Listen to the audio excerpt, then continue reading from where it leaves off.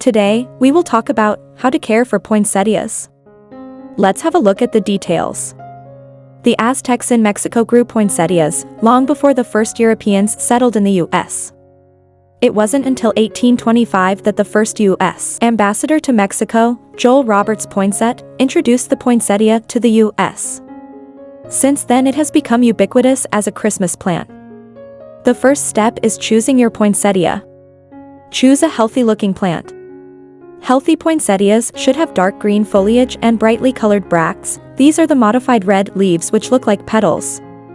There should be no signs of wilting or drooping and no fallen or yellowed leaves.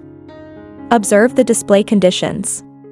The plant should look full and attractive and should not be crowded between other plants, as this can cause premature bract loss. Check the leaves and soil.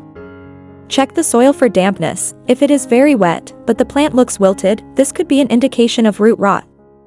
Examine the true flowers. The true flowers of the poinsettia plant can be found at the base of the red-colored leaves, or bracts. They should look like small, fresh buds with red or green tips. If there is a layer of yellow pollen covering the flowers, this means that the plant is more mature and will not last as long. Avoid purchasing poinsettias wrapped in paper or plastic, as this may indicate they've been displayed for a while, leading to yellowing leaves and premature leaf drop. Be careful when bringing the plant home. It is important that you cover or sleeve the poinsettia before you take it home, if outside temperatures are lower than 50° Fahrenheit. The second step is caring for your poinsettia. Select a suitable location for the poinsettia. Place the poinsettia plant in a location where it receives at least 6 hours of indirect sunlight each day. Maintain the correct temperature. Ideal temperatures for poinsettias don't reach above 70° Fahrenheit during daytime hours or dip below 65 degrees at night. Water the poinsettia when necessary. Poinsettias like moist but not soggy soil, so you should water your poinsettia when the surface of the soil feels dry to the touch. Fertilize your poinsettia after the holidays. You can usually wait until you've had the plant for about 6 to 8 weeks before it becomes necessary to fertilize. And the third step is reflowering your poinsettia. Commit to caring for your poinsettia.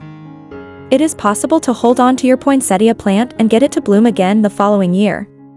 However, this will require a year-long schedule of care which must be strictly observed, otherwise the plant will fail to reflower. Maintain the same watering schedule till April. Allow the plant to dry out. Once April comes, you should stop watering the poinsettia and allow it to gradually dry out. During this time, store the plant somewhere cool and airy, at a temperature of about 60° Fahrenheit. Cut back the stems. At the end of spring, when the bracts turn a muddy green color, it is time to cut back the stems. Repot the plant if necessary. If the plant seems to be a bit cramped in its current pot, move it to a new one. Use commercial potting soil with a high percentage of peat moss. During the summer months, you can move the poinsettia outdoors, still in its pot. In August, prune the new shoots. At the beginning of September, or well before the first frost, move the poinsettia back indoors. Place it near a window where it receives plenty of indirect natural light. Follow the correct reflowering procedures. The poinsettia is a photoperiod plant, which means that its budding and flowering schedule is determined by the amount of daylight it receives. So in order to have the plant blooming at Christmas time, you will need to limit its exposure to light in the months running up to the holidays. Thanks for watching this video. Please don't forget to like and subscribe to our channel if you like our videos.